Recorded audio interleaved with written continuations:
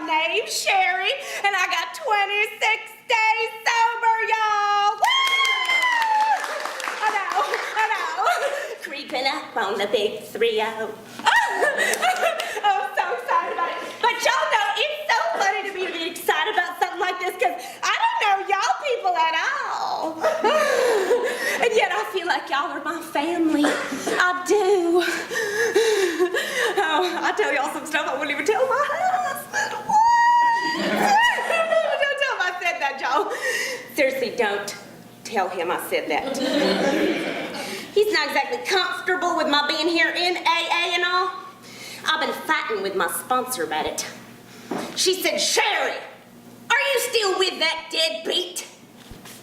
And I said, excuse you, little Miss Missy, okay? I may be new here, but that does not give you license to talk about my husband that way. She said, well, don't you think he's a deadbeat? And I said, no, he's my husband and I love him. Well, I know he sleeps all day, drinks beer all night, and don't much feel like getting a job right now, but he don't hit me or nothing. Much. Anyhow, point is, my name's Sherry, and I am the proud new committee chair of the CCC. We're the Committee on Making Commitments Committee. Okay? Now, y'all, we're the AA committee that helps all the other AA committees commit to their commitments. Okay? Because, y'all, we found that some of them committees that were committing to commitments just were not showing up in a manner befitting a functioning AA committee. Okay? And as we all know, this is a program of action, so we act had. Well, truth is, y'all, my sponsor told me I had to get me a commitment. And I was having a little bit of a hard time sticking with one. I mean, I started by pouring coffee at my home group. Every time I went in there, little Miss Panties in a bunch, who had the commitment before me, got her britches all up in a knot about, you should pour the coffee like this, or why don't you put the sugar packets in a little bowl like this, or why don't you use non-dairy creamer instead of real milk? I said, non-dairy creamer, Charlene? Are you for real? I did not get sober to start drinking non-dairy creamer, y'all. Can y'all imagine? I mean, what kind of shady organization are we running here? Non-dairy creamer. That stuff will kill you. Anyhow, I told my sponsor about it. She said, Sherry, you've been shooting heroin in your little baby daughter's bedroom closet for 6 years. Now you're worried about a little non-dairy creamer in your coffee at the AA meeting? Come on now. I said, Lurleen, I may have used to shoot heroin in my little baby daughter's bedroom closet, but I did not put all that behind me to start adding new toxins to my system. My body's a temple, okay? Anyhow. Then I tried to be the literature person. But all them newcomers and all their questions, help me with this and help me with that. I thought, I got 3 kids at home, y'all. I need to come here and not be y'all's mama. Okay, so that's when I got serious, y'all. I sat myself down, I looked myself in the mirror, I said to myself, hell, I've been sober a few minutes. I go to 3 or 4 meetings a day, y'all. I'm ready to sponsor me some people. So I met this guy, Rolando. Oh, and he was so exotic, y'all, and real cute too. Nothing like my husband. No, don't tell him I said that. Don't tell him I said that. Now, Rolando asked me if I wanted to have coffee. Okay, y'all, and I went out with him, and it turned out, you guys, he was having a real hard time keeping his bookie off of his back and not huff and glue shoot whiskey all day. So I got serious with him. I sat him down. I looked him in the face. I said, honey, I can help you. Okay? I myself used to wolf hair mousse. Okay? I'm going to be your sponsor. What you think about that? And don't y'all know? He said yes. He took my phone number right then and there. He started calling me like every single day, like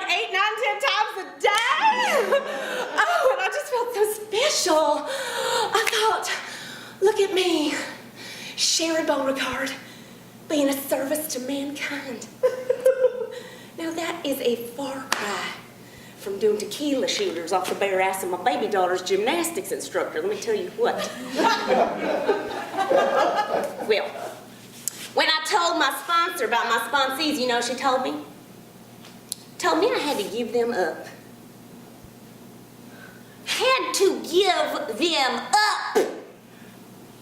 All of them. Especially Rolando. Well, I didn't want to, but I said fine. Fine, Miss Uppity Pants, fine. I will take your suggestion. So what kind of commitment, pray tell, do you suggest I get? Y'all, then she went ahead and said them 6 words every addict or alcoholic hates to hear more than any other words in the English language. Why don't you pray about it? And I thought, Jesus, Mary, and Joseph. I haven't prayed in 15 years, y'all. I stopped praying, okay, long about the time Brother Charles decided to get fresh with me in the playground of St. Mary's of the Holy and Blessed Virgins, of the shrines of the saints, of the halls of the Immaculate Conception back in Texas. That's when I stopped praying to God, okay? So I didn't want to. But I said, fine. Fine, Miss Bossy Face, fine. I will pray to this God about which I know nothing anymore. I will pray to him. Why? Oh, because I am honest, open-minded, and willing to go to any lengths for my sobriety one day at a goddamn time, okay? So I did. I got down on one knee. I put one hand on my heart, one hand in heaven. I said, Lord, Lord, I know I have not always done right by you, Lord. And I know you and I have not always gotten along, Lord. Particularly when I was working as a birthday clown. Giving all the little girls' daddies an extra special treat of their own at the end of my shows, Lord. I know you weren't happy with me then. But I am ready to do right by you, Lord. I am ready to make good, okay? So please just make it clear already. What kind of commitment do you want me to get? Jesus Christ, son of a bitch, God damn. I'm sorry, Lord. Amen. And don't y'all know, right then and there, like a bolt of lightning from the sky, God's voice shot down from the heavens and hit me, crack, plumb in the middle of my forehead. Sherry, the voice said, Sherry, you gotta stop watching so many episodes of CSI Miami, Sherry. Oh, and also, Sherry, why don't you start a committee on making commitments? Because you could use the support.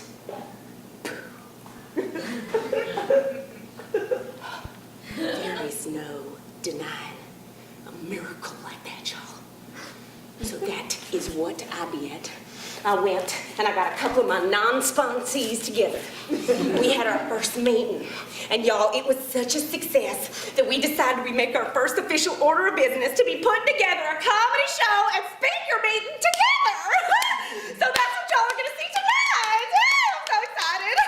Oh my gosh, I'm so proud of myself and the work I've done here. I can hardly stand myself. Oh, now I do have to warn y'all, okay? When the commitment committee committed to bring a speaker in for this event, we did have a little bit of a hard time deciding which fellowship our speaker should be from. Because, okay, Jenny on the committee also goes to Al-Anon meetings, okay? And I love me some AA only, okay? And LaShondra has a little bit of a hard time with the donuts. And Jill, well, Jill's just sleeping with everything that moves, y'all.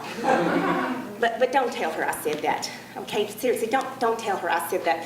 She's all kinds of, might jump off the bridge at any minute fragile, if you know what I'm saying. Anyhow, so because we were such a diverse group, we decided we would get a speaker who could represent all of us. And that is when I first learned AA.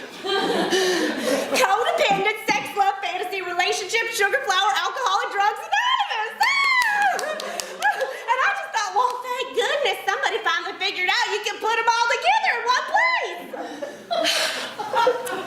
Now, okay, I had never heard tonight's speaker live, up close, and in person. I had heard about her.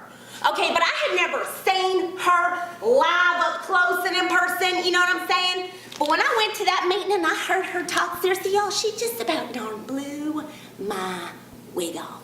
Okay?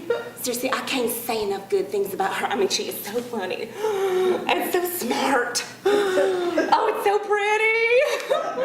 Oh, and I'm the one who found her. I'm the one who knew. I knew right away. She's up there talking at that meeting up on that podium. I saw her talking, and I saw her. You know what I'm saying? Like I saw like her. You know what I mean? Like I fucking saw her. And like she was up there talking and she saw me seeing her, and I saw that she saw me seeing her. We like saw each other. You know what I'm saying? And there's like a connection. I could feel it. It was like alive. It was like in the air, and I knew that she knew that I knew that she was the one. Listen to me going on and on, like it's all about me. Like it's all about my connection with her, like I'm special, like she and I share some deep connection, like we're the same person. Anyhow, would y'all help me get out of my own way? Just put your hands together and welcome tonight's 12-step speaker, Katie R. Hi, my name is Katie. I'm a codependent, sex, love, fantasy, relationship, sugar, flour, alcohol, and drug addict. Hey, Katie. Hi. I'm also a member of the other fellowships, so I am a 12-time winner. I do want to thank the CCC for asking me to speak. Whenever someone from CSL, SFR, SFADA asks me to speak, I always say yes, because I have no personal boundaries. So, listen, welcome to the newcomers. Truly, you guys, seriously, you're the most important people here. And please, we do encourage you, if you don't hear something you relate to in my story tonight, please do keep coming back, okay? We suggest that you come to at least 6 or 7 meetings before deciding or realizing we're all a bunch of weirdo freaks with no real clue what the fuck we're doing.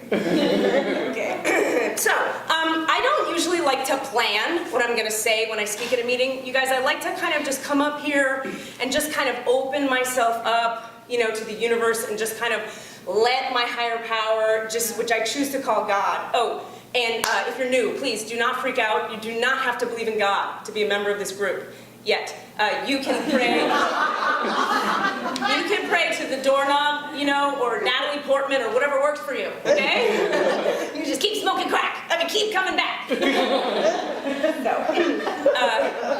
Oh, and in the interest of full self-disclosure, okay, in addition to being a member of the fellowships, presently I'm also a student. I'm studying to be a professor of neuro-linguistic, systematic, and philosophic approaches to socioeconomic interpretations of being. And it was an elective in community college, and it just stuck. Who knew?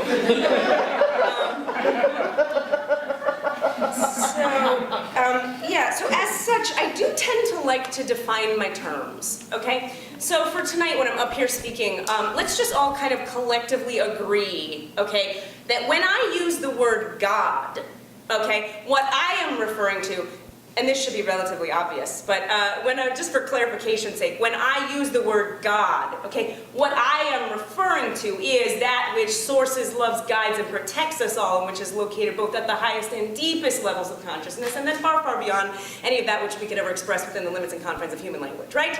I mean, clearly that's what we mean when we use the word God. Yes? Good. Okay. Now, when I use the word God tonight, I am not clearly not referring, you know, to the anthropomorphized patriarchal image of a staff-wielding, penis-centric man on a throne with a long white beard that exists out there in the religious and cultural zeitgeist. That's not the God I'm referring to. Okay? Everybody on the same page? Nobody's triggered or conflicted? Fantastic. Let's move on. So, like I was saying, when I speak at a meeting, okay, I like to kind of just open myself and just kind of let Natalie Portman just kind of flow through me and just kind of guide me to say what it wants me to say. But, okay, because this is a codependent sex, love, fantasy, relationship, sugar, flower, alcohol, drug focused meeting, I thought I would focus my share tonight on the topic of dating. Dating can be such a trigger for so many of us in all the fellowships that I felt it was a really nice way in to my share for tonight. So recently I happened to have been going over some of my old journal entries from back when I had about 5 or 6 years sober. Oh, I should say my sobriety date is October 13th, 2001. So this year I celebrated 11 years, clean and sober. Thank you, one person.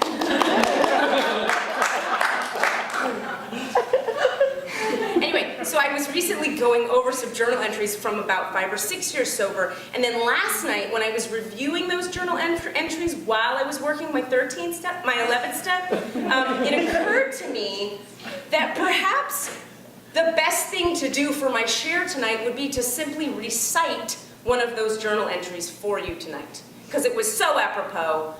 I thought I might recite it. So I memorized it, and that's what I'm going to do now. Okay, so this is a piece entitled My Inner World After a First Date at 5 or 6 years Sober by Katie R. God, I suck! I fucked that whole thing up. Was he a dick or am I crazy? No, he was a dick. And he was lazy, too. He wasn't even paying attention to me or looking me in the eye. Why? Why didn't he try harder? No, I should not do that. That is crap. I am just playing victim, and I should not do that. God, I'm getting so fat. Oh, God, I'm so pathetic. Thanks for the genetics, Mom. I'm such a clod. No, I'm sick. That's it. I'm running. I am running, and I am jumping, and I am dumping this fat off of my ass, because then I will be thinner. And when I'm thinner, I'll be a winner. Because now I have brain fuzz or something. I knew who he was. He's the same fucking guy I always end up with. Loveless. Above all this feeling stuff. Tough and hardened, rough and guarded. God, what is wrong with me? Am I not hot enough to attract someone great? Is that just my fate? Should I be Twiggy? Would that do it? Am I lazy? Insane? Why do I always complain? Why can't I be cooler and care less? Why do I always bare my chest so quick? Why do I like to suck Dick Hess? I should call him. He's a nice guy. I could try at least. Oh, but that would be 3 guys this week. His one's never enough. It's never enough. He's never enough. I'm never enough. Enough, enough, enough. Somebody please call my bluff. Who is it? Who has the answers? Is it you? The Jews? What do I do? Huh? What? Lawyer? Doctor? No! No! Okay, I know. I'm gonna stop acting and become a dancer. I'm romantic and stuff. I'm light like fluff. Fluff is fun. That's what I'll do, and then I'll be done. Ooh, I heard this book is good. I'll read this. I should. And then I'll be better. Kara is a knitter. I'll knit me a sweater. That'll calm me and help me focus. You know, I notice she's a lot calmer now that she's knitting. But sitting still that long drives me crazy. I'm so lazy. No, I'm not. I'm ADD. I'm distractible and sensitive. That's what it is. Oh, I know. Okay, I'm gonna live in a commune of ADD kids. And we'll bond, and we'll laugh, and we'll enjoy our decisions, and we'll play, and we'll sing, and we'll avoid all derision. But then they'll get annoying, and I'll want some new peeps. The others I'll keep, but it's normies I need, normal people for balance, to show me how to be. They'll show me who is me. I'll see it then. That's so simple. It's like popping a pimple. I like to pop zits. Do normies do that? Are normies this fat? No, they're not. I'm not hot enough to be with them. I need chubby folks. The chubby den. That's where I'll stay. A fat farm. I'll take me away to nature and stuff. I'll learn how to eat. I'll learn how to love. I'll do a workshop outside. A ropes course up high. No, because then they'll all be looking up at my thighs. Sigh. Therapy, energy work, craniosacral, somatic, chiropractic, polarity balancing, toning, meditative, serenity baths, mud packs on my eyes, a spa retreat. It's all about what you eat and how you live. You get what you give, but don't give too much. You point one finger out, you got 3 fingers back. Work it because you're worth it. Drop the rock and keep coming back. Feelings aren't facts. Okay, I gotta stop thinking this way. But it's true what they say. If I keep going to the barber shop, I'm gonna get a haircut. I need to be the change I wish to see. Yes, business. Besides, those who judge don't matter, and those who matter don't judge. I just need to keep the plug in the jug and stick with the winners. But beginners are important too. Like that toothless guy, Jackson. It's a program of action, but let go and let God. I gotta take responsibility for my choices. Turn it over, don't listen to the voices. Think, just don't drink. If I were in sync and in line, I would remember that it's not for people who want it, it's for people who need it. And it's not for people who need it, it's for people who do it. So stick to it and hold on, but let go. Admit you don't know.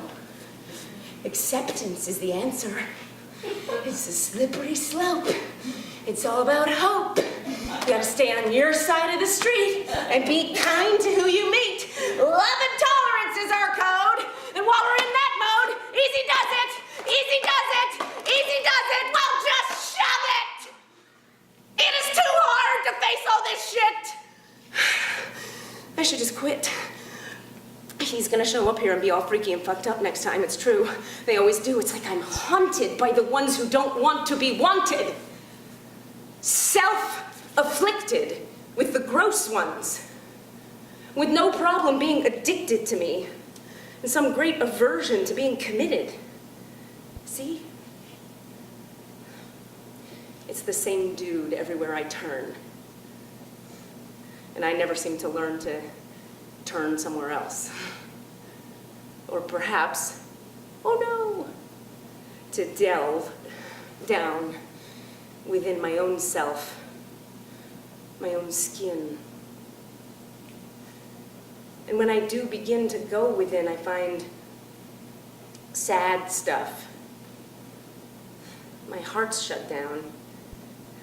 I notice I frown often. I've forgotten that flow of beauty, you know, spontaneity, freedom, blended with commitment, focus, me-dom. I'm split into parts, some dark and angry, some vague and hazy, all designed to display a me that's safe for you to see, to hide me, shade me, save me. And those parts, they say things to me.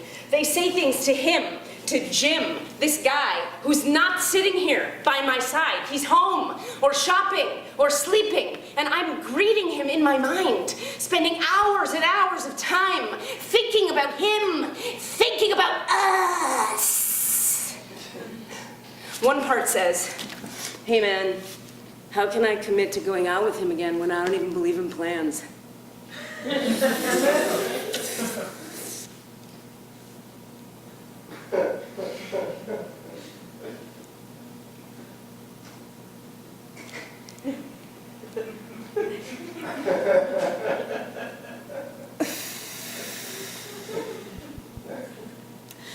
The Hopi Indians don't even have a word for time.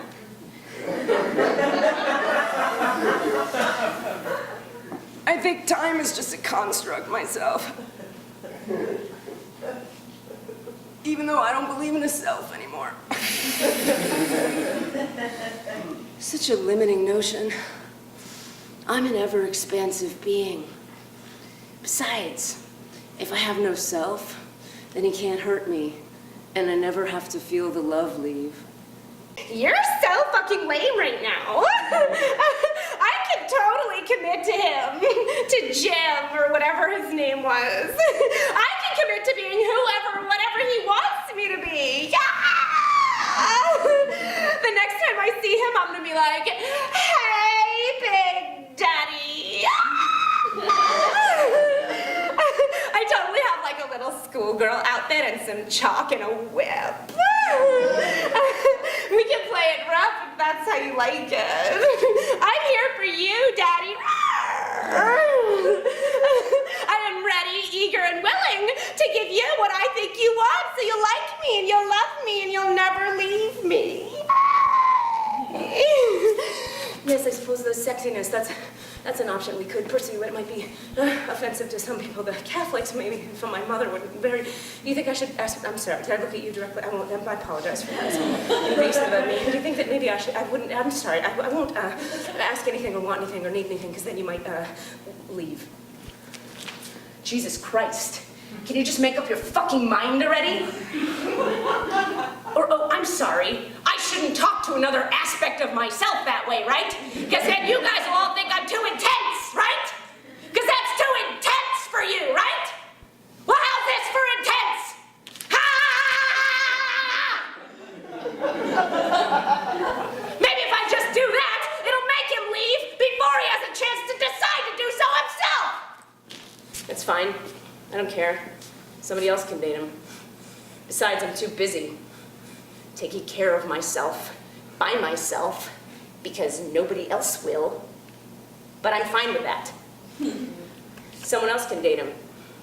I'll be here, resentfully managing shit. Pretending I don't need anyone, so no one has a chance to get near me and then leave. Oh my God, you guys think way too much, I swear. Besides, there's nothing you can't do with a good day planner. Okay, take me for example. I'm touring all over the country right now. My agent won't stop calling me. I'm auditioning all the time. And I'm in the best shape of my life, you guys. Right now, I have a 0.000000007 body fat right now. And you guys, I'm taking these amazing supplements. Seriously, they're amazing. I'm on this great daily regimen of circuit training Mondays, Tuesdays, and Wednesdays, and then it's acro yoga on my days off. I'm only drinking wheatgrass shots now because I'm so over the whole eating food thing. What a waste of time. I am perfect and incredible according to the standards established by the American capitalist patriarchy. Therefore, you have to love me. Yay! Ugh. Me no need man. Me hate them and they tiny mind. Me fuck man for pleasure and pussy only. Me hunt crocodile. Kill with bare hands. Eat for lunch. Get sleepy. Fuck man. Fuck man. Fuck man. Fuck man till he die. Then bite he head off and eat he carcass for dinner. Me take no prisoners. Me never feel anything. So, to wrap it up. If you're new,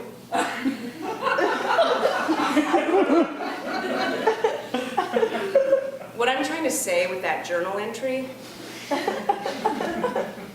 is that just for today, one day at a time, and thanks to God, the steps, and my sponsor,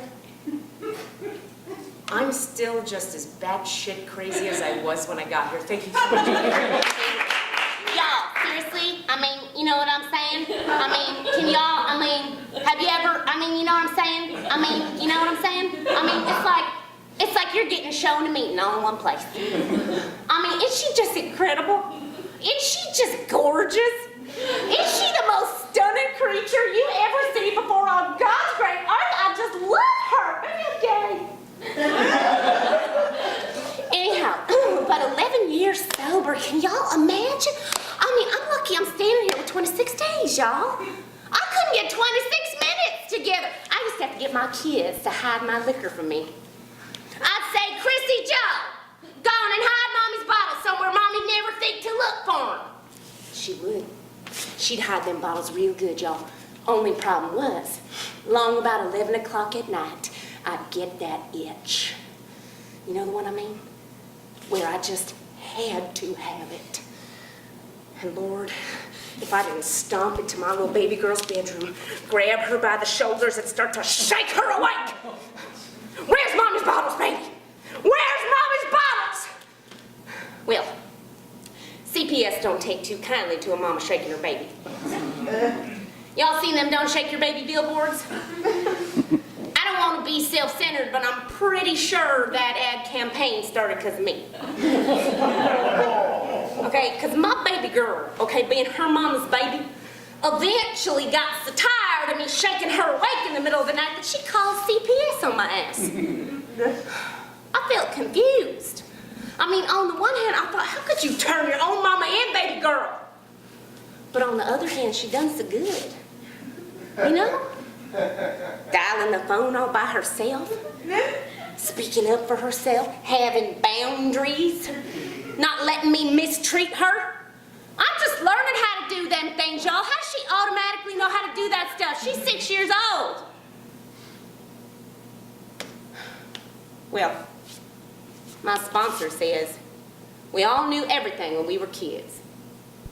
That we all came into this life with all the awareness, gifts, and beauty one could ever need to be successful.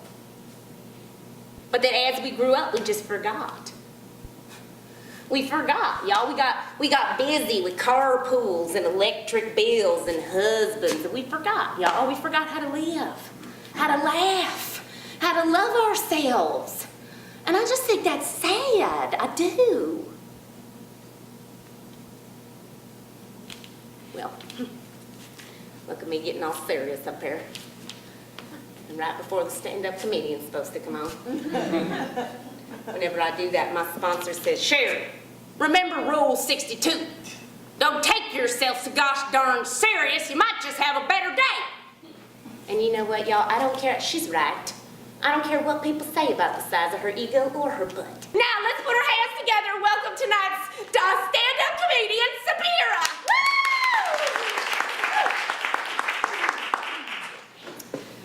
Hello, I'm Sabira. Sabira is my Sufi name. I practice Sufism. My dad is a Russian Jew. My mom is Irish Catholic. I'm a Sufi. So that makes me a Jew-fi-kolik. I definitely feel more Jewish than anything else. I definitely feel like a Jew. I've always felt like a Jew. I kind of act like a Jew. I talk like a Jew. I sound like a Jew. But my Jewish friends who are actually Jewish get on me about it. They're like, Sabira, you can't go around saying you're Jewish. Because to be Jewish, you have to have the Judaism on your mom's side. You know, and my Judaism's on my dad's side. So I'm not actually Jewish. I'm just Jew-ish. So I am a Sufi. Sufis are mystics. We're mystics. That means we're interested in like a direct, visceral relationship with the divine. We like to know the divine in our beings. This means we have to be very sensitive people, very open people, very empathetic. I was always very empathetic as a kid. I always could feel other people's feelings. I was always very sensitive to what was happening in rooms. But now it's ridiculous. Like now being on the Sufi path a bunch of years, it's stupid. I have too much empathy. I'm done. Too much empathy. Somebody in Kansas has a feeling and I hurt. You know what I mean? Now, Sufism is for those of you who don't know, just to clarify, Sufism is actually the mystical arm of Islam. Yeah. Mystical arm of Islam. But I would like to clarify, for the record, I am not a terrorist. I am also not a fundamentalist. It's very difficult right now, I think in America, we hear anything Islam, we think terrorism, we think fundamentalism. But of course it's not the case. There are crazy fundamentalist Muslims, as we know, and there's crazy fundamentalist Jews, and there's crazy fundamentalist Christians. I like to think of like new fun forms of crazy fundamentalism. Like I like the idea of a crazy fundamentalist porn star ring. You know what I mean? Like little naked dudes with like penis turbans, like in a cave with a camera. Making like manipulative sex tapes for America. You know, and some angry, everyone must have sex on camera for money or we bomb the orphanages. Sufis can be very holy, very spiritual, very expansion, very like the there's a lot of hawing. I'm definitely the rebel Sufi sometimes amongst my friends. Like there's some holy land that we go to go do holy things there. We pray and we do spiritual, chanty, holy things. And we go, it's very holy there. And there's like prophets buried and deep holiness happening. And there's prayer rugs that we pray on all together, right? In the room, it's a mosque and it's full of love and it's full of prayers and it's all awesome. And I like to stand on the part of the prayer rug where the flower design on the rug looks like a penis. Because for me, it makes the praying more entertaining. You know what I mean? I'm going, okay. A'udhu billahi minash shaitan.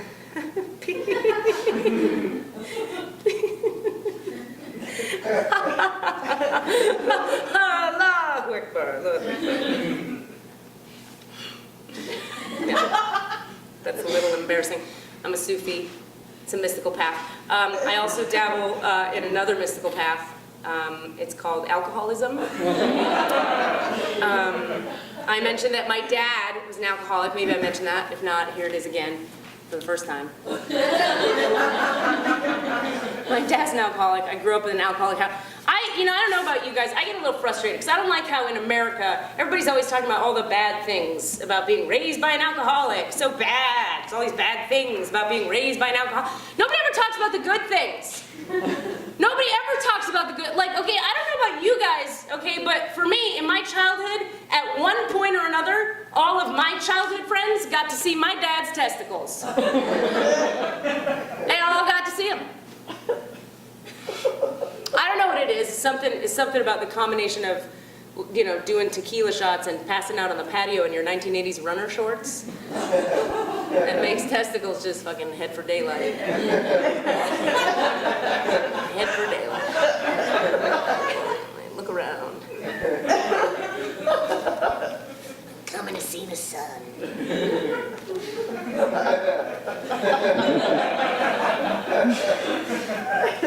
And all my little 6-year-old friends would come over and they'd be like, Oh, Sabira, your dad is asleep on the patio. I'm afraid.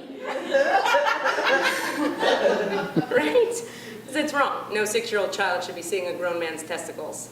It's not okay. Right? That's not okay. That's the worst thing you can see. You guys are very quiet about this point.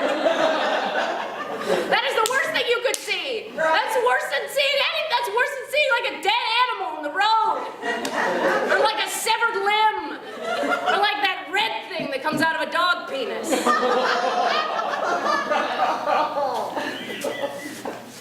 It's worse than that even. What else can I tell you jokes about? So I've spent some time with alcoholics. I know a few things about alcoholics. My dad was an alcoholic, as I said. I grew up around them. I was one. I got sober. I hang out with the sober ones now. I've noticed a few things about us. Alcoholics, for example, we don't take suggestions well. We don't take them well. The reason is because when you give an alcoholic a suggestion, we take it as an attack on our very soul. Right? Everything's a personal attack on our very soul. When I was newly sober, I thought every fucking buddy was attacking me personally. All the time. Every fucking buddy. Alive, dead, human, machine, adult, child, anybody giving me a suggestion, attacking me personally.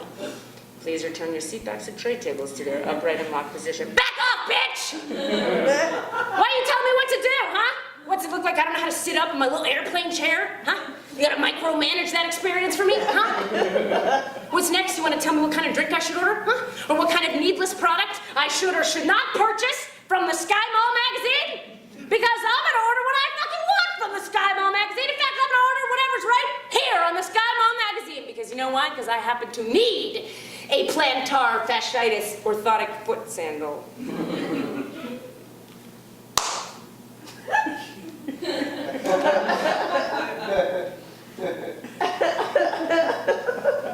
What if I just kept miming what she did all night? Don't do that.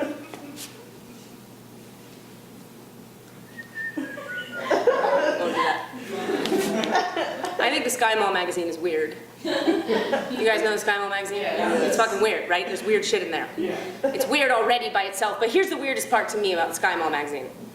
I don't understand why in the Sky Mall magazine, I don't know if you've noticed, in the middle of it, suddenly there's a random and sudden Christian section in the middle of the Sky Mall magazine. I don't get, what is that about? Christianity's fine. Sky Mall magazine, good. Together. What the fuck is that? Doesn't make any sense to me. I don't understand. It's like this. This is how I experience it. It's like page 1. Tex the armadillo beverage holder. Page 2, the world's largest laminated outdoor crossword puzzle. Page 3, I can do all things in Christ, crystal pendant. what do those things have to do with one another? Nothing. I don't understand it. Other magazines don't do this. What if there was a sudden Christian section in the middle of the Victoria's Secret catalog? No. Angel soft sateen underwire uplift bra with matching crotchless Lord's Prayer panties. I used to get triggered all the time in early sobriety, you guys. I got triggered all the time in early sobriety. You know what what I thought was the most offensive source of triggering in nature in early sobriety? Street signs. I thought they were bossy. He's standing on a street corner, the little sign across the way is going, wait, wait, wait. I'm going, for what, dude? I'm not 80, don't tell me what to do. You wait, I'm going. Taking offense at the wait sign. The stop signs. I used to think stop signs were the most indignant, bossy motherfuckers out there. Because a stop sign is always yelling stop. As if I'm always not stopped. How does it know? Stop! I'm going back off, Octagon!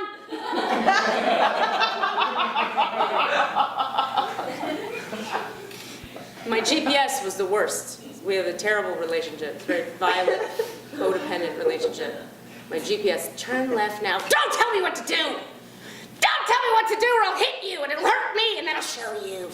Alcoholics are interesting because we like self-sabotage. We're really good with self-sabotage in the face of success rather than the face of failure. Because we're comfortable with failure, not so comfortable with success. Yeah, I like to think of fun extreme examples of this. Like I have this idea that, like if you gave a newly sober alcoholic actor a lead role in a Scorsese movie, he's gonna freak the fuck out. He's gonna panic and start to shake and freak the fuck out. They're gonna find out about me. I'm just a fraud and a fake and a failure. Okay, I just gotta eat something, or fuck something, or drink something, or smoke something. I'm gonna smoke some weed, I'm gonna call my ex. I'm gonna fuck my ex, I'm gonna eat some donuts. I'm gonna fuck my donuts, eat my ex, I'm gonna call some weed. I'm confused. And we'll fuck or eat or smoke or drink anything in the face of fucking desperation. Ma'am, is that your pony? I gotta fuck your pony, ma'am. I gotta fuck your pony. Well, then I have to smoke him, ma'am. I gotta smoke your pony, ma'am. Ma'am, I need to ingest your small horse in some way!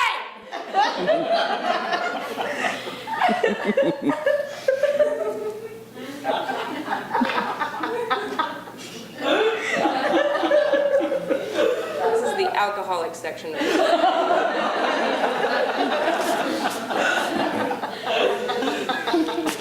Speaking of horses, you guys know the drug Special K? Have you guys heard of this drug, Special K? It's ketamine. It's a terrible drug that the kids use. Kids know he's very funny, apparently to some people. Ketamine, very funny. Here's the thing about ketamine, you guys. Ketamine is called Special K on the street with the hipster kids. It's a horse tranquilizer. It's a horse tranquilizer. For tranquilizing horses. So they fall down, tranquilized, the horses do. Only an addict or an alcoholic could watch a horse being tranquilized and be like, yeah, see, no, that's what I'm talking about. That's what I'm talking about. Give me some of that. I want some of that in me. Put it in me, put it in me.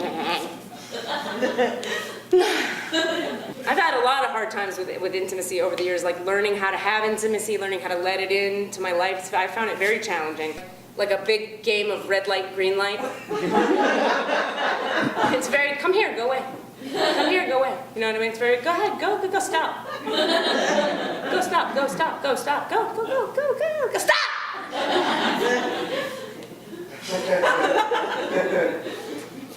That's the reason, actually, for myself. I can't speak for anyone else. I don't know if anyone's felt this way yourselves. But for me, that fear of intimacy is a big part of what makes me sort of romanticize every now and again the one-night stand. You know what I mean? Because like with the one-night stand, like I can't do them anymore. But I've done them before, and I can't anymore. But I miss them a little bit. I miss them a little, because I miss the idea of them. You know what I mean? Because like in a one-night stand, you can do whatever the fuck you want. You know what I mean? We don't have to like talk later and like have feelings. you know, and like look each other in the eye and share how we felt when you said what I said, how you felt, how I heard what you said. We're gonna set time aside. We're gonna process and heal. Heal and process. Together as a team. You don't have to do that with a one-night stand. No, man, I did some crazy shit with one-night stands because you could. There's no consequences. You can do whatever the fuck you want. What? You want to put cheese doodles in my asshole? Yeah, sure, go ahead. Yeah, I don't care. What do I care? Get them in there. Huh? Yeah, your cousin can watch. Bring him in. What do I care? It's cool. Bring him in. Hey, you know what? As long as I never see you two again, you can light my vagina on fire. I don't care. As long as we've already been to the bottom of the barrel, Let's go beneath it. I think it's interesting how there's like a camp of men. None of the men in this room, clearly, today. There's a camp of men, though, you guys, who seem to think that it's very simple what women want. It's very simple what women want. It's very simple. All women want, this is what these men think, this camp of men, all women want is a dude with a huge cock. That's all we want. We just want a dude with a huge cock. We want him to come over. We want him to manhandle us. We want him to take us by the hair and just work us over with it. And that's true.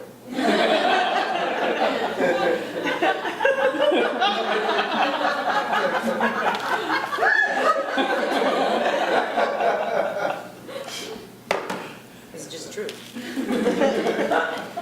But there's a point at which it goes too far. There's a point when you cross a line, you've gone too far. Okay, for me, my line, if a man unzips his pants and his penis is the width of my head, I am not excited, I am frightened. And guys like that always say the same thing. They all say the same line. All of them across the board that I've met, they all say the same thing. Boom. Yeah, you like that, don't you? They all say that sentence. Yeah, you like that, don't? No, I don't like it. I'm afraid of it. It's not gonna fit in here. It's not gonna fit anywhere. It's not gonna fit in my apartment.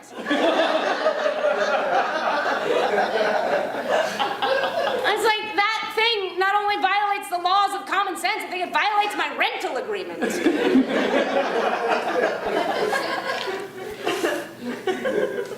But I'm not gonna tell Big Penis Man that that's how I feel. I'm not gonna tell him. Why? Because I got a history of low self-esteem. I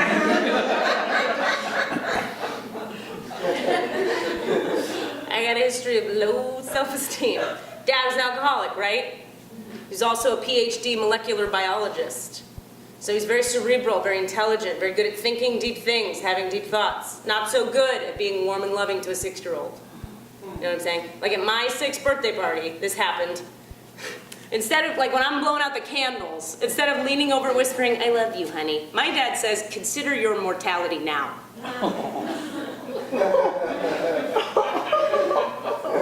Okay, Daddy. What is that? He didn't know how to be warm and loving, my dad. He tried his best, he just didn't know how to do it. So because I had a dad who didn't know how to be warm and loving, I started to date men who didn't know how to be warm and loving, clearly. You know what I mean? I'd be like out with a girlfriend back in the drinking days at a bar, like, okay, Jenny, see that guy over there in the corner? Yeah, the one making out with that other girl? That's my boyfriend! Yeah! He's so into me. He's so tall. Honey, are you ready to go? In a minute. He's so into me. So I never wanted to tell men what I actually wanted, you know what I mean? And I think it's difficult when men have to date women with low self-esteem. Particularly women who have low self-esteem and intelligence. I think it's a bad combination. Because women with low self-esteem and intelligence, we're really good at picking out all our own faults. So we think any dude we're on a date with who isn't picking out our faults is an idiot. He's an idiot. Sabira, it's been really nice hanging out with you. You're so fun and attractive and fun to be with. On the outside, I'm going, well, thank you, John. On the inside, I'm going, what a fucking loser. No, nobody, just that guy?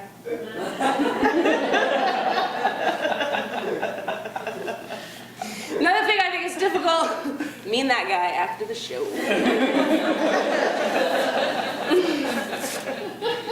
Another thing I think is difficult about having low self-esteem, dating women with low self-esteem for the men. Women with low self-esteem, we like to give you very subtle clues about what we want you to do to us in bed, and then get mad at you for not being able to read them. We're like, oh, that's very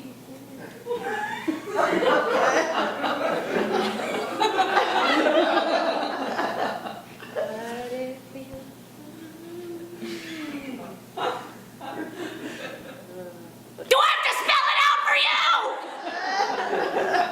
And men are always like, yes, just fucking spell it out. Make it simple. Give me bullet points. I need like an instruction manual. Men want it to be simple. They want bullet points. You know what I mean? They want directions. I always feel like I have to like draw up a fucking direction set and have it in my bedside table and be like, here's the directions. Step 1, remove vagina from pants. Step 2, gently stroke upper portion in a circular motion as depicted in diagram A. Step 3, insert 2 fingers, not 1 or 3, but 2, into vagina while repeating step 2 with tongue. Step 4, repeat it till process is complete. Step 5, buy me a pizza, bitch.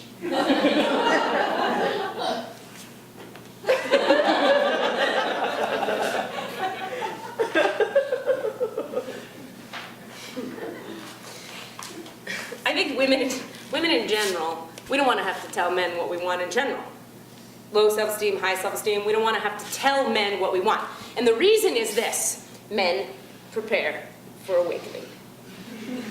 The reason is because we want to believe the fantasy, okay? And the fantasy is that our connection with you is so romantic and so special that you just know. You just know.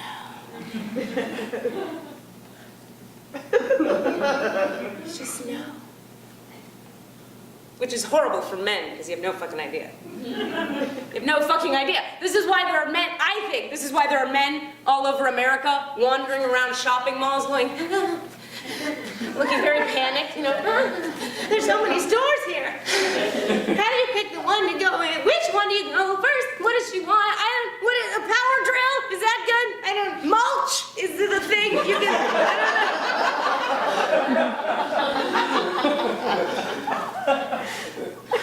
We, as women, we imagine you bound confidently into the shopping mall. Ah, the shopping mall. I am confident and assured here in this location. I will purchase objects here in the shopping mall that represent my true and deep, profound love, my one true holy beloved. Yes, I will shop at that store and I will buy that object. My work here is done. Which never happens, of course. So when you guys actually manage to get us a gift that we actually like, we take it as a sign that the fantasy is true. You get us a gift, we like it, the fantasy must be true. We're going, honey, this is the greatest gift anyone's ever bought anyone ever in the history of time. It's like you know me so well. It's like we share a soul. It's like we're one person. And on the outside, you guys are going, hey, I know my girl. And on the inside, you're going, thank God that fucking worked out. I don't even know what that is. Another reason I have a hard time with intimacy and in relationships is because in my childhood, my parents never fought about anything openly. They never fought publicly, so I never learned how to have a normal argument with people. You know what I mean? Like, I always used to love going to my Jewish and Cuban friends' houses. I was raised in Miami. A lot of Jews, a lot of Cubans. And I love those people, because I go to their house, the wind is blowing, they're having a fight about it. Everybody's always having a fight. Fights were okay. Fights were like fun. Fights were normal. It's Tuesday, we're having a fight, because we can. You know what I mean? I go to my Cuban friends' houses, they'd be like, oye, where's the rice? How do I know where the rice is? Where did you put it? Where am I gonna put it? Where did you put it? You got one opposite places. Well, where do I usually put it? Sometimes you put it on the stove and sometimes in the refrigerator. Well, you have eyeballs, don't you? Walkity, looking for yourself. What's that a fight about? Fucking nothing. I loved it. I go to my Jewish friends' houses. Oi, where's the kugel? I don't know. Where'd you leave it? Where'd I leave it? You make the kugel. How am I gonna know? Sometimes I put it in the kitchen, sometimes on the stove, in the refrigerator. What are you, a New York cabbie? Why are you talking like that? Then my Jew disintegrates into New York cabbie. But the point is, they thought about things. It was comfortable. No. Nobody ever thought about shit in my house. No, in my house, everything was very tense, very internalized, very repressed.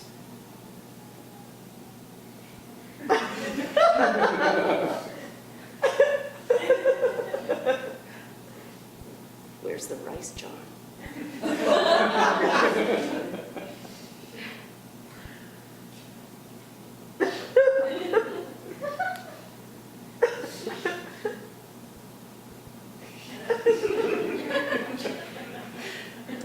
Isn't it usually in the kitchen?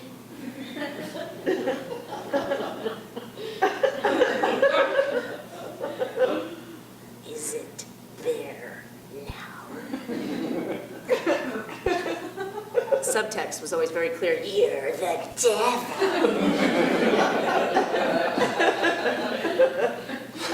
But the outside, there was always a lot of smiling on top of it. Everything's fine here. Nobody fights here, do they, Katie? It's very tense. I always felt very tense. You know what I mean? And it's funny to me how the healing process works around things like that. How, like, you can understand things intellectually about the way your childhood was or about the way your parents were. But then one day, the intellectual understanding, like, drops down and you fucking get it. You know what I mean? When you, like, wake up to something that you've known forever, but it goes poof and you fucking get it. Like, at one point, I was in therapy about 6 years sober, and I remember sitting in my therapist's office and being like, I'm talking about something, mom, dad, something, feelings, I've been over it a million times, I get it. And I just went, all of a sudden, it just went poof. And I went, oh.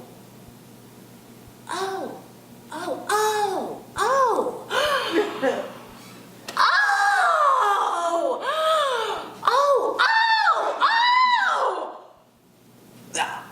Those people were crazy!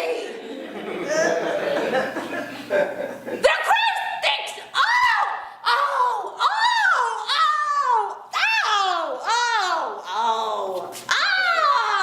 Okay. No wonder that I had like all this compassion for myself. I was like, well, of course then. That's happening. Of course. No wonder I'm so like desperate for love and attention. You know what I mean? No wonder I draw little hearts over all my eyes. No wonder I'll sleep with anyone who makes eye contact with me in the checkout line at Safeway. I don't do that. Anymore. I dated an Irish guy once. I was trying for intimacy. Anybody ever date Irish people? Like for real Irish, like the Irish people? Yeah, like was it a legit Irish person or like a sort of Irish person? Legit. I had a good time dating this Irish guy. He was great. He was like one of my real relationships. I've had just a couple, maybe 3 real solid long-term relationships. But it was funny doing it with an Irish guy because this particular Irish guy, and all the Irish dudes I've known, everything with them is a fucking story. Everything's a fucking story. You know what I mean? Which is, it's lovely, except for when you just want simple answers to shit. You know what I mean? Everything was a fucking, so, okay, don't you know? Long about 20 minutes back, I was making my way to the post office, I was. And I had thought to myself, self, what shall we do? And it goes on and on and on. And 45 minutes later, it's a story, and the end of it is like, I went to the post office and I bought stamps. You can't just say you just fucking bought stamps. You know what I mean? I'd be like, honey, have you seen my keys? Oh, Katie, don't you know? Long about 20 minutes back, I heard the telephone ring, I did. I answered, the telephone was old Johnny LaFlattery. It's not an Irish name at all. Johnny O'Flattery was talking about the old times in the old country, and we talked for about 20 minutes we did, and at the end of it, I hung up the telephone, I did. I put my feet up upon the table. I was sweating a bit at the time. I took the edge of my shirt and dabbed the top of my head. And as I was dabbing my forehead, I looked over and I had to glance at the old coffee table, I did. There upon the coffee table sat your keys. You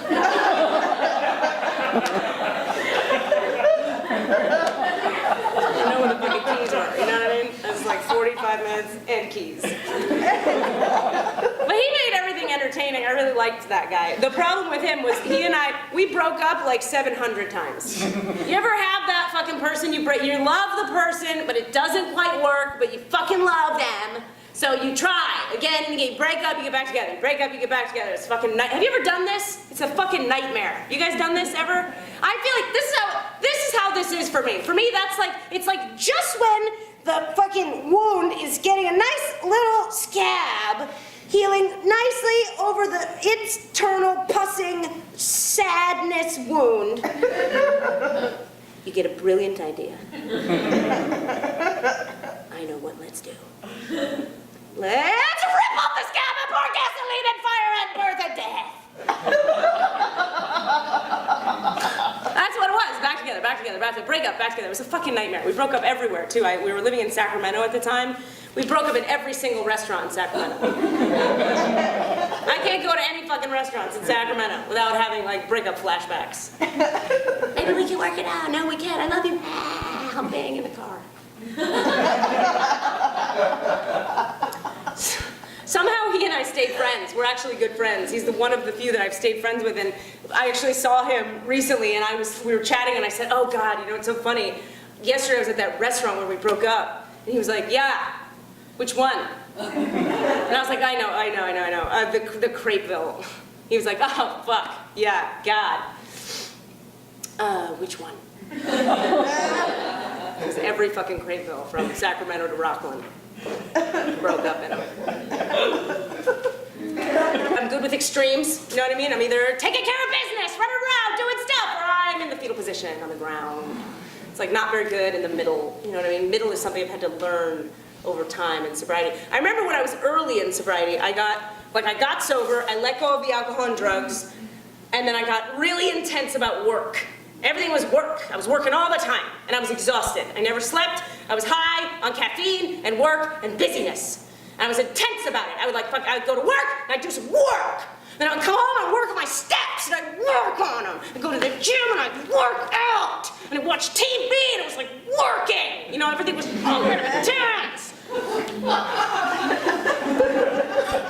I was like fueled by caffeine and fear and work. And I called my sponsor one time, I was fucking exhausted. I called her and I didn't know what to do. I had no solution to this problem. It was like a big mystery to me. And I called her up and I was like, Vicky, I'm so fucked up. I work, I go to work at work, I work at the gym, I work at home, I work all the time. What do I fucking do? She goes, Sabira, you need to rest. But what I heard in my extremism brain was, Sabira, you need to only rest.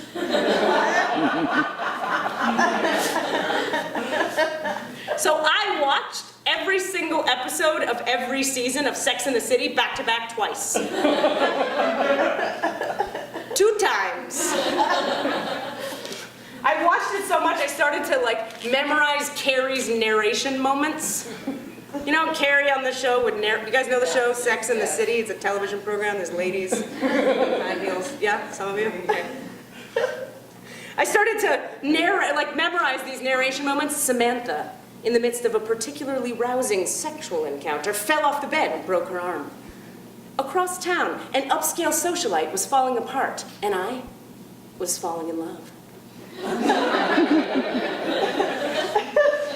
It got me thinking, in relationships, is everyone always falling for something?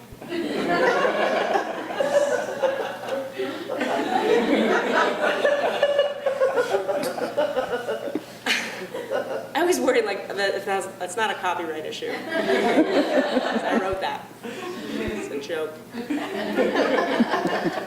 But I was so addicted to the show and so addicted to watching the show and relaxing that I started to, like crazy TV addict, narrate my own reality with Carrie narrations that I was making up.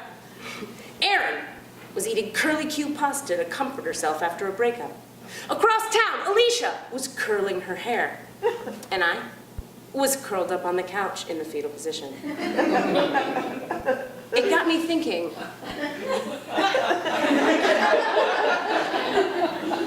In relationships, is there such a thing as a straight line?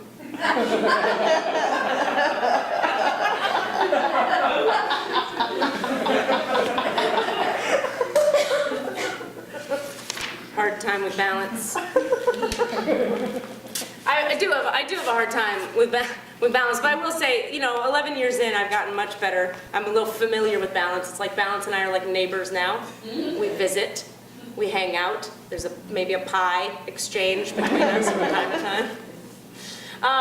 But like in early sobriety, like I said, I was fueled by adrenaline. It was all about adrenaline. It was about like doing shows and traveling the world and drinking caffeine and going on roller coasters and fucking dudes and yeah! And after a while, I couldn't live that way anymore. So I had to give up a lot of that stuff and like let go a lot of the things like that were driving me. The things that like were the very like engine fuel that got me through a day now are just exhausting. I think about them like, okay, this comedy shit, for example, you know how much adrenaline goes through you doing this shit for you people? Do you know how much I always feel like doing this shit, I could solve California's energy crisis myself. It's fucked up. I always feel like there should be like scientists. Like scientists should like hook up little electrode shit to me and be like measuring the energy that's coming off of me. Just fucking capture it in little jars somewhere. And I feel like if they were measuring it, they'd be on the side with like a crank, going like, "Keep telling jokes, Katie. We gotta light up Topanga." Any food addicts in the room who are willing to admit it publicly? Any food issues? Any women with food issues in America? Women with issues? Thank you, one honest person. Food addiction's rough. I hate food addiction. You know why? There's nothing fucking sexy about food addiction. It's not sexy. It's not a sexy disease. At least with alcohol and drug addiction, when you're in your disease, you're sexy. You know what I mean? You're wearing a leather skirt. You're on the bar, you're dancing, you're buying people drinks, you're sexy. You're on some guy's bike, you got a vest on with a nipple showing, the wind is blowing, you're a badass. The sexiest it gets as a food addict is me alone in line at 7-Eleven at 2 o'clock in the morning trying to come up with a lie to tell the fucking cashier. Hi, yes. Okay, let's see. That's 6, 7, 8, 9 donuts. Gotta get one for Jenny. Jenny likes the cream-filled ones. Do you have any cream-filled ones for Jenny? Gotta get a cream-filled one for Jenny. Jenny gets very angry without her cream. Just another one. Maybe 3 of those for Jenny. She's demanding. Jenny. There's no Jenny. There's no Jenny. That's demoralizing. You know what I mean? Another thing I hate about food addiction is my first emotional response to every feeling I have, my first reaction to any experience in life, any thought I have, my emotional response first is a food thought. I miss my boyfriend, oatmeal. I hate that woman, granola. I'm tired, coffee, I'm hyper, bread. The only time I don't know what I want is when I'm actually fucking hungry. Then it's like, I don't know what I want. We don't have anything.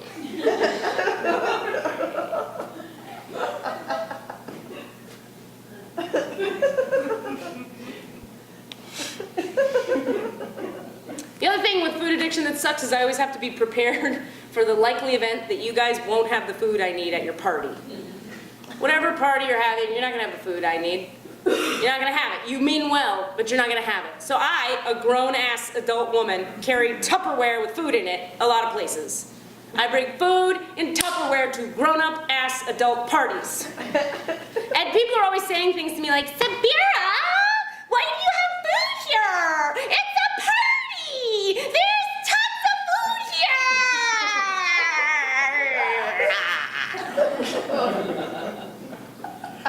And I'm always like, yeah, your food is heroin for me, so back off, let me eat my kale chips, bitch.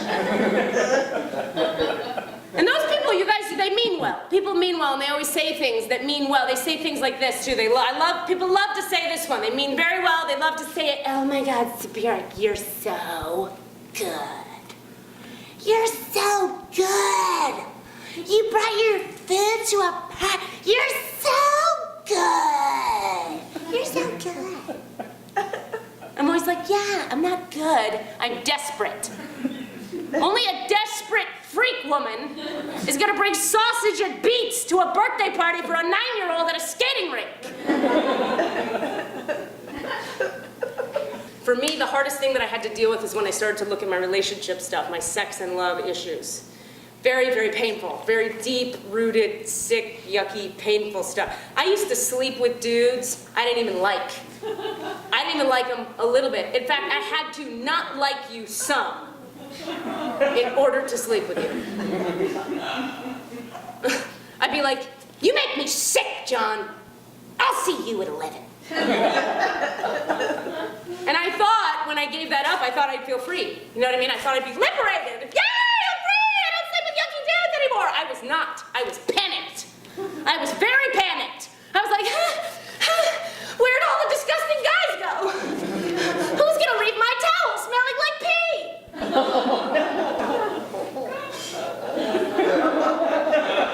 It's okay. It's okay. I'm better now.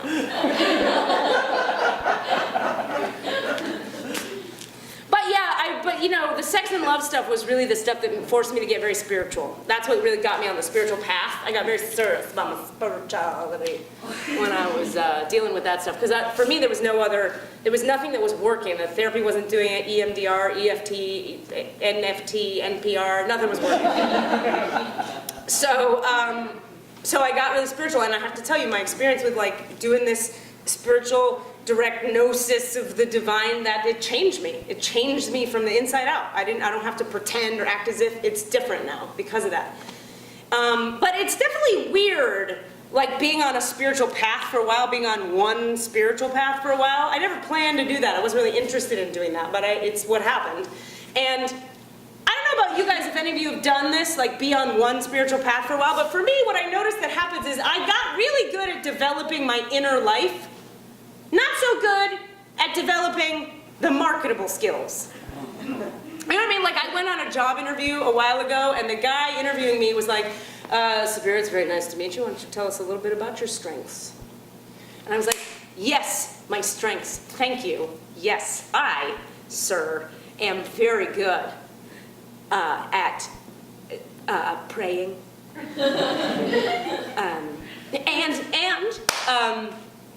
Dissolving my sense of self into the unity and oneness that connects all sentient and non-sentient beings, objects, and spaces.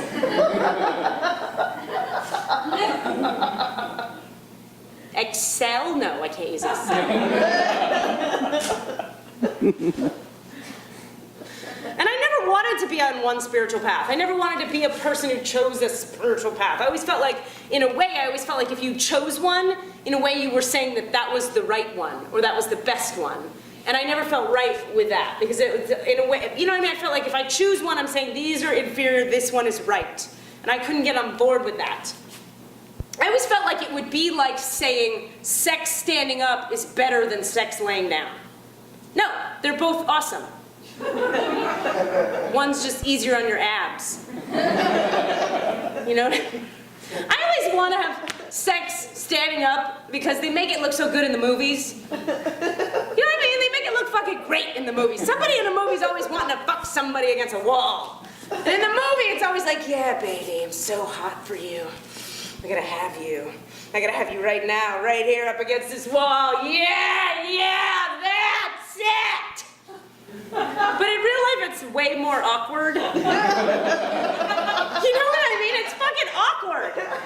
In real life, it's always like, yeah, baby, I'm so hot for you. I gotta have you. I gotta have you right now, right here up against this wall. Get your leg up over there. Get your leg up over. You good over there? Good. Okay, yeah, okay, I'll go under. You go over, I'll go under. You good? That's all right. That's it. There it is. Okay, now we're gonna, I'll get the pants. I got the pants. You're good. You're good. Hold on just one second. I got it. You got it. It's fine. Yeah, you're good. It's cool. Point your toe. Point your toe.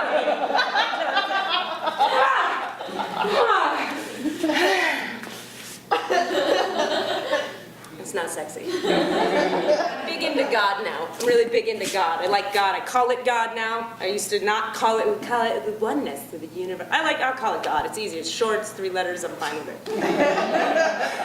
What I don't like though is a lot of spiritual shit that spiritual people say about this idea of God. I don't like a lot of the pithy little bullshit people throw around. Like one of my least favorite ones that people say. I hate it when people say this. You know, Sabira, you just have to trust God, because he's closer to you than your jugular vein. I don't find that helpful. How's that helpful to me? If he's in my jugular vein, how about he comes out in front of my face where I can see him? That'd be nice. Because I don't know about you, it's difficult for me to trust a force that I can kind of feel but not see. It's hard to trust that force. I don't know about you guys, some of my feelings are pretty untrustworthy. Like I can feel my farts, I don't see them. Should I trust them to manage my life? No. I have a hard time also with like new thought people. You guys know new thoughtism? It's kind of like science of mind, new thought, like it's very like, You know, our thoughts become reality. What we think is what if. The only hell is the hell right here, between my ears. It all starts in my mind. I think it becomes a thing. Thoughts are things. Things are thoughts. It's one. I go to those churches. I believe that's, I mean, it's important what we think or whatever, but sometimes I get a little agitated with that whole world. Because I think sometimes new thought people can be very like anal and intense and neurotic about their new thinking. You know what I mean? They just fucking think really good thoughts all the time. They think that's the solution to life's problems. Those people are always like, Yeah, I'm really good. I watch the way I think. I work really hard not to have any thoughts that are anything less than perfectly perfect all the time. And as long as I compulsively reframe things in a positive light, I'm holy and healed and healthy, and you can't hurt me. God is good all the time. God is good all the time. it's very intense. I'm always like, just you breathe, rein it in, relax it a little bit. You know what I mean? And those people, sometimes what I also don't like about it is they will sometimes like use their new thoughts to beat up their old thoughts. Do you know what I'm saying? Like, new thought people will do this. Oh my gosh, I'm so broke right now. Oh my God, I'm in my poverty consciousness. Cancel! I'm abundant!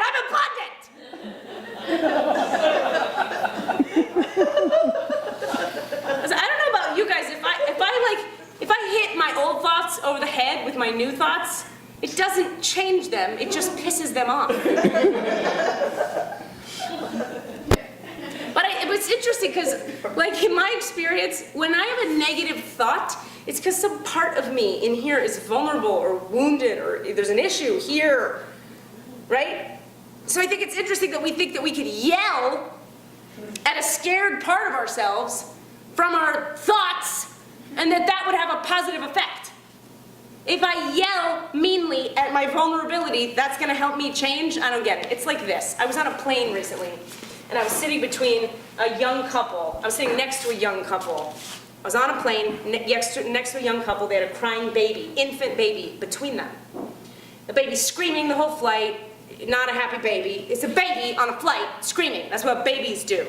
The dad spends the whole flight doing this. Stop it! Stop it! Stop it! As if the baby's gonna go, oh my gosh, I was being self-centered. I'm so sorry. I apologize sincerely. Thank you kindly for the stern reminder. It's a baby. He's gonna cry. That's what babies do. That pissed me off so much. That guy was such a jerk. I was so pissed at that guy at a certain point. I was like, sir, you need to stop yelling at your baby. Stop it! Stop it! Stop it!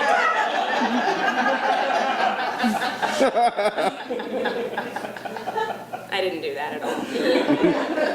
I'm way too codependent to do anything like that. I didn't speak to the guy directly. I'm codependent, so I sat in my chair, empathizing with the baby and thinking his pain was my fault. I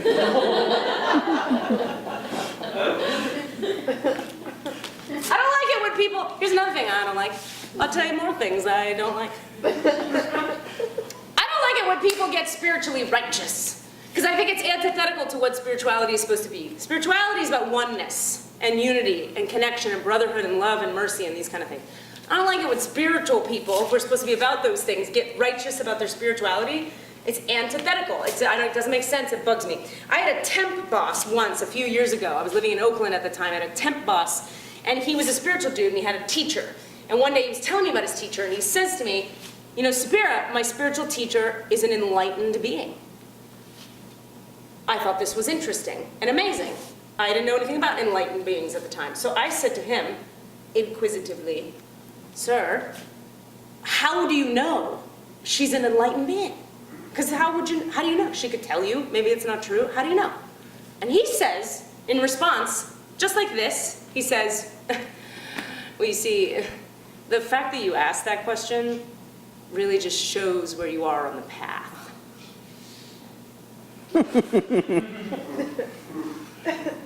What a douchebag. That's not an answer to my question. That's not even a helpful hint. I want to use that logic in other parts of my life. Sabira, it's the 5th of the month. Do you have the rent? Well, you see, landlord, the fact that you asked that question really just shows where you are on the path.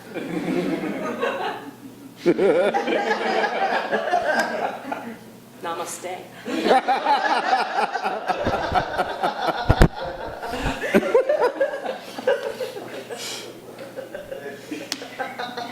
I don't like spiritual righteousness. I don't like it. It bugs me. Like, there's a place in the world, maybe some of you have been there, where there's a whole lot of spiritual righteousness. It's called Marin County. Maybe some of you have heard of it. Yeah. There's a lot of very beautiful, very tall, very white, very wealthy, dreadlocked, hemp-wearing, beautiful people. And they're all a little bit spiritually righteous for my tastes. There's a coffee shop I go to in Fairfax, California, where I like to write jokes and write things, whatever I'm writing. And sometimes I'll sit there for long periods of time, 6, 7, 8 hours. And all day long I watch these people come in and out of this coffee shop. And I feel like I'm watching the same family breeze in and out of the coffee shop all fucking day. Because they're all kind of the same white, upper middle class, bougie, dreadlock, hemp-wearing, hippie-ish, but with money, people breezing in and out of the coffee. In no particular rush, just breezing in. Just breezing away. And they all order the same thing. Yes, I'm just gonna have a mate. Yes, these are my 3 kids. Caleb, Brand, and Wind. Yes, they're all homeschooled. And I knitted all of their sweaters by hand with homespun hypoallergenic wool that we sheared off of one of our sheep after saving him from a sheep fire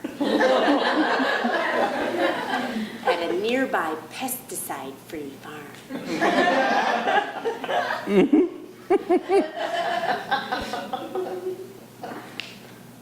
Which is when I get cranky. I'm always like, who are these fucking people and why do they have so much fucking free time? Breezing in and out of my coffee shop. I'm writing hate jokes about them in the corner. What are they doing for America? Breezing around. And these are also all the people, too, who like to tell you how okay they are with your feelings. You know, Sabira, I notice you're experiencing some anger right now. I just want you to know, I'm okay with that. You can have your anger in my presence.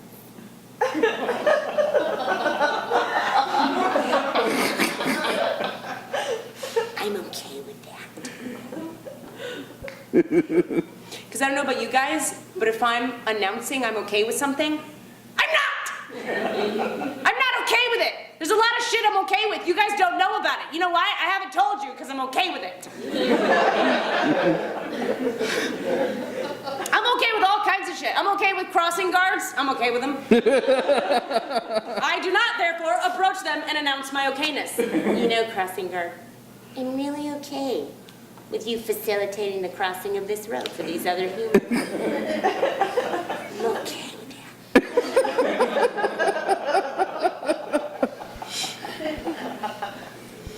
But I can make fun of those people. I feel like I have license to make fun of those people in particular because I'm definitely one of them. You know, I was raised upper middle class. I'm white, I'm tall, sometimes I wear hemp. I've had a lot of therapy and a lot of spirituality and a lot of healing, a lot of 12-step and all that shit. And like, I think it's annoying when you've done a lot of therapy and a lot of spiritual shit and all your friends have done a lot of therapy and a lot of spiritual shit. Because now you can never just have a normal fucking argument anymore. You know what I mean? Now everything's always, when something's tense, everything's always very healthy and cerebral and detached. You know, Sabira, when you said what you said about my sweater, I felt really disempowered and not acknowledged. Wow, I really didn't mean to disempower you. I mean, not that I have the power to disempower you. But if anything I said in some way implied that I think that I somehow possess that power, I want to own that and release it.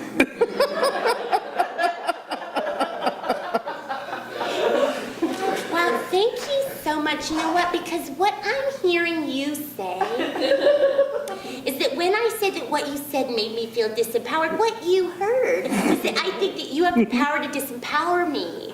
But what I meant was that in the future, maybe if you have something to say about my sweater, maybe you could phrase it in the form of a question.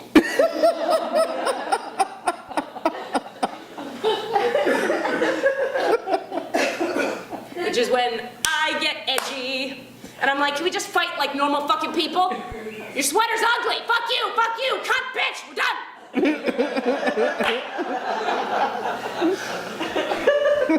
I just want to be justifiably angry for a second. But we have this idea in the spiritual worlds that we can't be angry and spiritual at the same time. You can never be angry. If you're angry, you're not spiritual.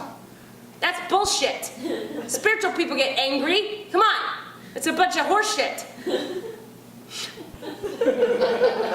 Yeah, I know. We're all too evolved. We're all very evolved. We know that anger, we know it's a lie. We know anger's an illusion. Anger covers something, right? Anger's a shield.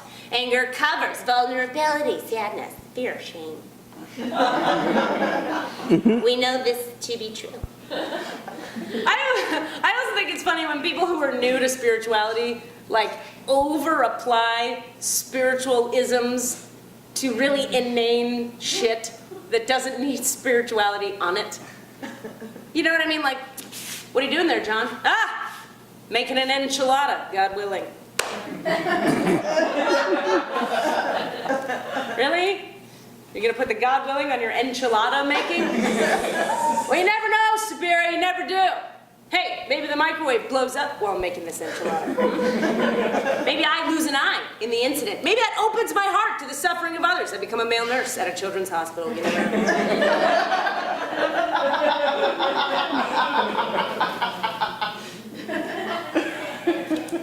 Which is the kind of thing I like to respond to with my favorite spiritual phrase-ism that I learned in my early sobriety.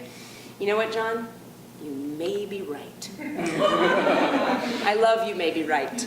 It's so good. You may be right. It's very middle of the road. You know what I mean? Because with you may be right, you can get away with anything. With you may be right, you're not saying, you know what, John? You're a dumbass. You're also not agreeing with something. You may be right. It may be the truth. It may not be. I'm not agreeing or disagreeing. Either way, it may be true. It's right in the middle. I like that. When I first learned it, though, in early sobriety, I liked it so much, I used it all the time. But like in places where it didn't make any sense, because I didn't really get it in the beginning. Would you like fries with that? You know what? You may be right. Think about it.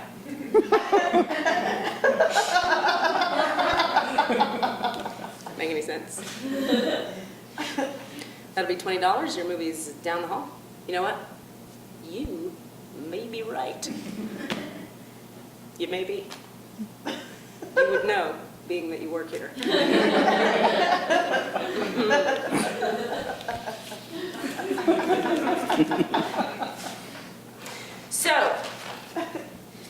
So we get sober, we stick around. A lot of us get very creative. We stick around, we deal with spirituality, we heal a lot of other stuff, we get our creativity back. We're very creative people. Creative. We like to make stuff. All humans do. People like to make things. It's the nature of being a human. I think we're supposed to do stuff, make things, create life, create things. I think the hardest thing about being a creative entity, being a creative individual, is the gap between what I can envision is possible for my life over here and where I'm standing now. Right? That gap is a pain in the ass. Nobody likes the gap. You know what I mean? Like, okay, the other night I was on the phone with a girlfriend and we were reviewing our visions. We were talking about our visions for our lives. We had visions. We were sharing. Mine was very big. Mine was enormous. I was like, yes! I've moved to LA. I have new pictures. I have new representation. I'm going to tour the world. I'm going to do TV and film. I'm going to write and perform. It's going to be amazing. I'm going to make $1 million. I'm going to save all the poor people. What am I doing now? Well, I'm washing the period stain out of my underwear.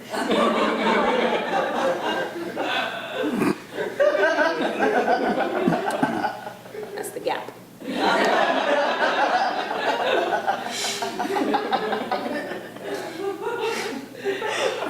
And I would like to leave the stand-up comedy portion of tonight's event with this very deep thought.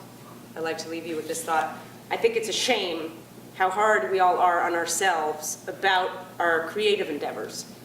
It's a real shame how hard we all are, because I promise you, everyone in this room, the world at large is vastly more forgiving of us about our creative endeavors than we are. Right? We've always got a thing. There's always something. I'm too fat, I'm too old, I'm too young, I'm too tall, I'm too short, too much education, not enough education, no money, too much time, not enough time, tired, hungry, hyper. There's always a reason we can't do things, right? We can't make things. We're so worried, we're so paranoid. But the world at large is vastly more forgiving of us on our creative endeavors than we are. Case in point, Lady Gaga, who I love, is making $1 gazillion a minute with the following song lyric. Let's have some fun. This beat is sick. I want to take a ride on your disco stick. I think we can all give ourselves a little break. Thank you, I'm Subira.